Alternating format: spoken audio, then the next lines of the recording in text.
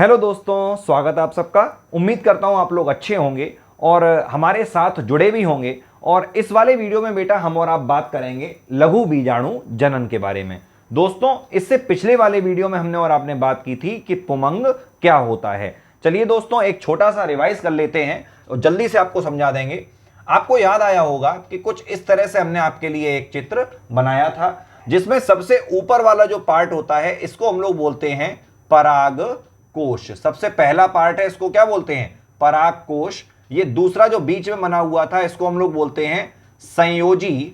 और जो नंबर 3 पर आता है बेटा, इसको हम लोग यहां पे, इसको हम लोग क्या बोलते हैं? इसको बोलते हैं व्रंत। ठीक है, तो पुमंग के 3 भाग थे। सबसे पहला वाला पराग कोश, दूसरा संयोजी और तीसरा व्रंत।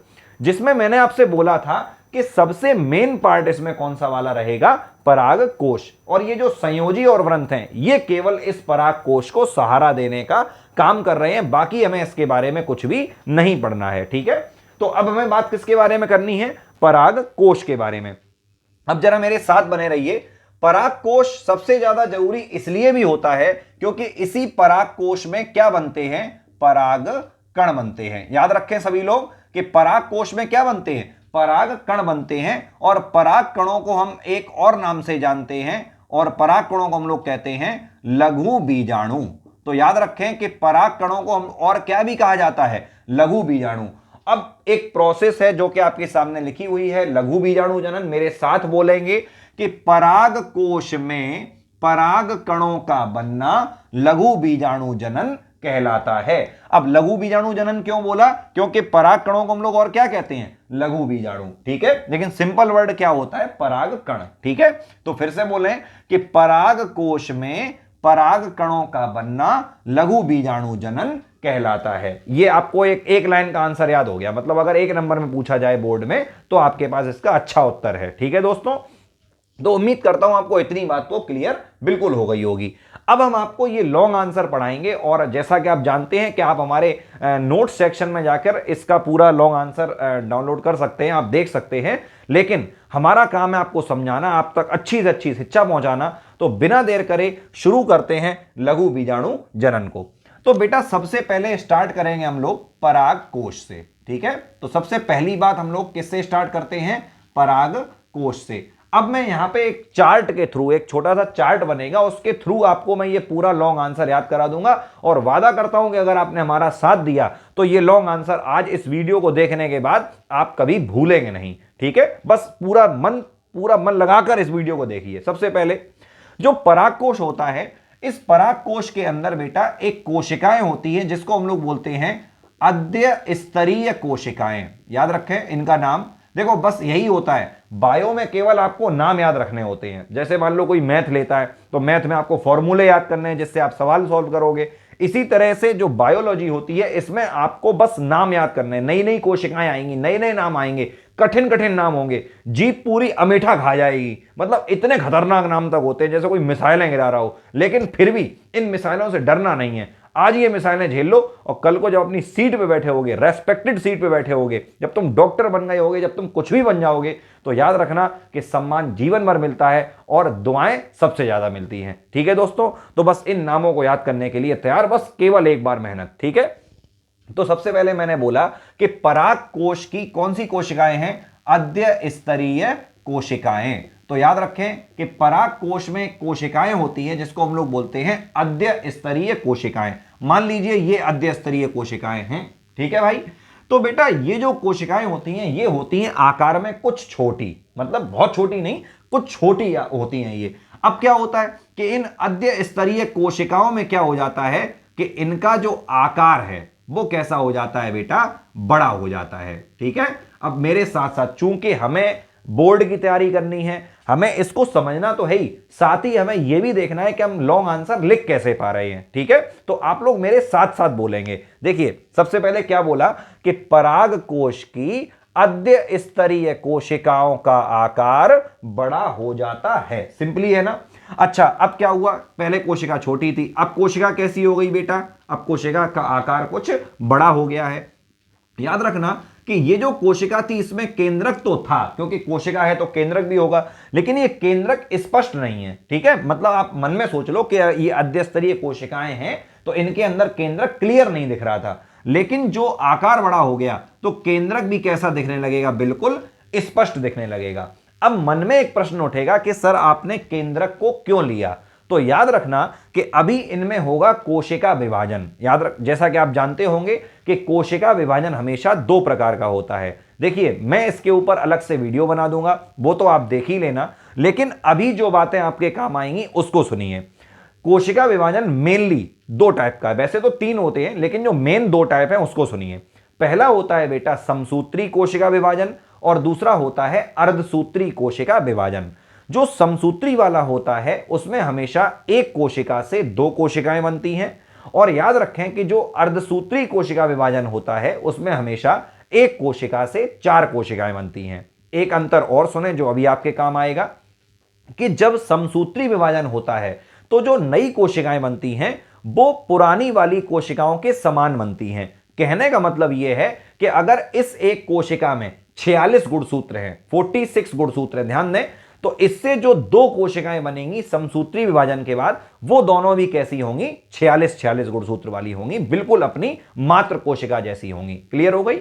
लेकिन जब अर्धसूत्री विभाजन होता है तो याद रखें कि एक कोशिका से चार कोशिकाएं बनती हैं, लेकिन वो चारों कोशिकाओं में जो गुणसूत्रों की संख्या है वो ठीक आधी रह जाती है। एग्जाम्पल, कि अगर किसी कोशिका में 46 गुणसूत्र हैं और उसमें अर्धसूत्री विभाजन हुआ और चार कोशिकाएं बनी, तो बनी चारों कोशिकाओं में गुणसूत्र होंगे 23, ठीक है, 23, मतलब 23, ठीक हाफ रह जाते हैं। ठीक है, इस बात को आप लोग याद रखें, ये दोनों बातें आपके अभी काम आने वाली हैं। ठीक है दोस्तों, तो अब क्या हुआ, आप समझ गए केंद्रक क्यों लिया मैंने? क्योंकि जब भी कोशिका विभाजन होता है तो सबसे पहले केंद्रक विभाजन होता है। कहने का मतलब केंद्रक की आवश्यकता पड़ती है, मेन बात। चलिए पॉइंट पे आइए।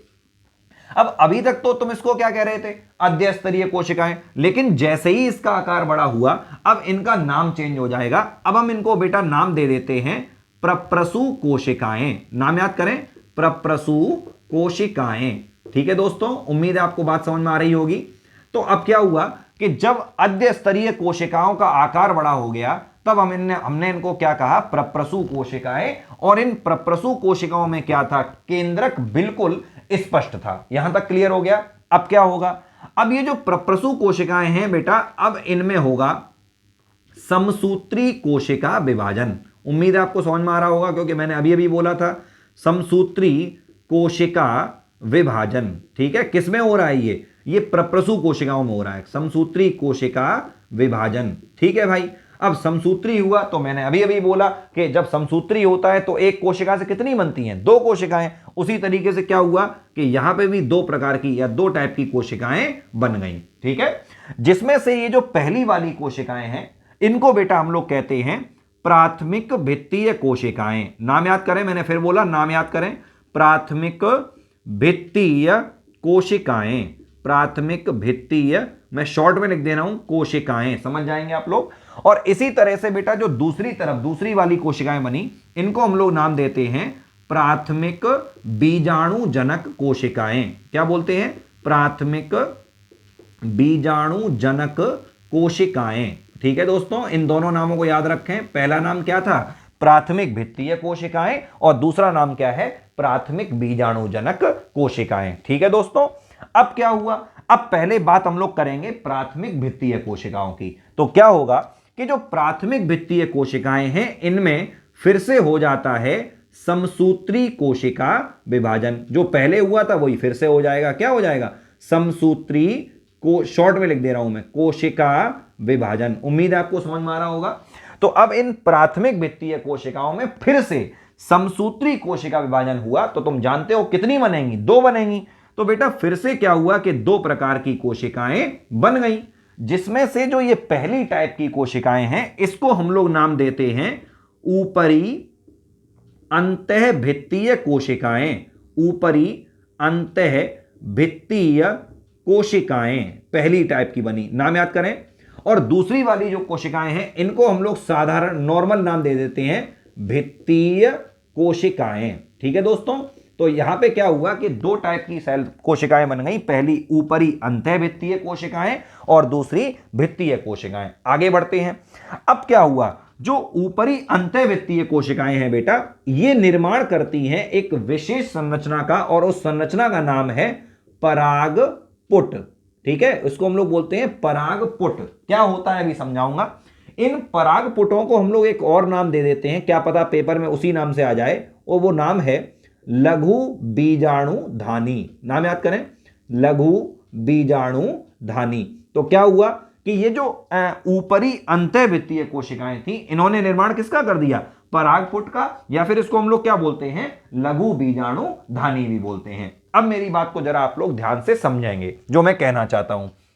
जैसा कि आप यहां पर देख सकते हैं कि ये जो परागकोश बना हुआ है, इस परागकोश के अंदर इस तरह से बेटा कई सारे गड्ढे होते हैं। ठीक है, कई सारे होल टाइप के कह लो या गड्ढे कह लो, जो भी कह लो, पूरे में ही भरे होते हैं। ठीक है, तो ये जो गड्ढे हैं, इन्हीं गड्ढों के अंदर भरे हुए होते हैं परागकण। उम्मीद है मैं आपको समझा पा रहा हूं। ठीक है, ये जो गड्ढे हैं, इन्हीं गड्ढों में क्या भरे हुए हैं, अनगिनत, ठीक है, करोड़ों अरबों क्या भरे हुए हैं, परागकण छोटे छोटे भरे हुए हैं। तो ये जो गड्ढे हैं जिनमें रह रहे हैं परागकण, उन गड्ढों को हम लोग क्या बोलते हैं, परागपुट कहते हैं। परागपुट नाम से ही क्लियर हो रहा है कि जिसमें परागकण रहते होंगे, और इसी का नाम, एक और नाम भी क्या है, लघु बीजाणुधानी। तो यहां तक बात समझ आ गई कि जो इसका निर्माण किससे हुआ। अब बेटा दूसरी तरफ बात समझो, क्या लिखा हुआ है, भित्तीय कोशिकाएं। अब ये जो भित्तीय कोशिकाएं हैं, ये एक स्पेशल टाइप की कोशिकाओं का निर्माण करेंगी, एक विशेष प्रकार की कोशिकाएं बनाती हैं, और इनका नाम आप मत भूलना बेटा, क्योंकि आगे भी ये वाला नाम काम आने वाला है। ठीक है, तो इनका नाम होता है टैपीटम। क्या नाम होता है, टैपीटम कोशिकाएं। ठीक है दोस्तों, तो जो ये जो भित्तीय कोशिकाएं हैं, ये निर्माण किसका करती हैं, एक स्पेशल टाइप की कोशिकाओं का, जिसका नाम है टैपीटम कोशिकाएं। अब एक बात मैं आपसे बोलूंगा, उसको बिल्कुल याद रखना। टैपीटम कोशिकाएं ऐसी कोशिकाएं होती हैं जो कि पराग कणों को पोषण देती हैं। याद रखना, मैं यहां पे आपके लिए हिंट में लिख दे रहा हूं, ऐसी कोशिकाएं जो पराग कणों को पोषण देने वाली, बिल्कुल सिंपली कर दे रहा हूं, पराग कणों को पोषण देने वाली। ठीक है दोस्तों, उम्मीद करता हूं बात समझ में आ गई होगी। तो क्या हुआ कि टैपीटम कोशिकाएं बनी। ये कोशिकाएं कौन सी होती हैं, जो पराग कणों को पोषण देती हैं, मतलब किसी परागकण को जिस जिस चीज की आवश्यकता होती है वो कौन प्रोवाइड कराती हैं, टैपीटम कोशिकाएं। ठीक है, अब आ जाइए दूसरी तरफ। यहां तक की बेटा बात बिल्कुल एंड हो गई, बस इतनी चीजें बननी थी इससे।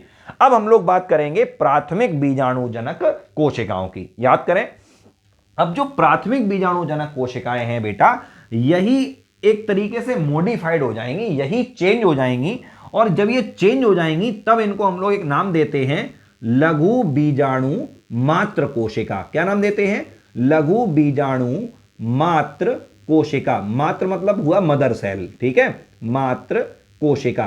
तो अब मेरी बात को शायद समझ पा रहे हैं आप लोग कि प्राथमिक बीजाणुजनक कोशिकाएं जो हैं, यही परिवर्तित हो गई हैं। किसमें परिवर्तित हुई हैं, लघु बीजाणु मात्र कोशिकाओं में। यहां तक उम्मीद करता हूं समझ में आ गई होगी बात।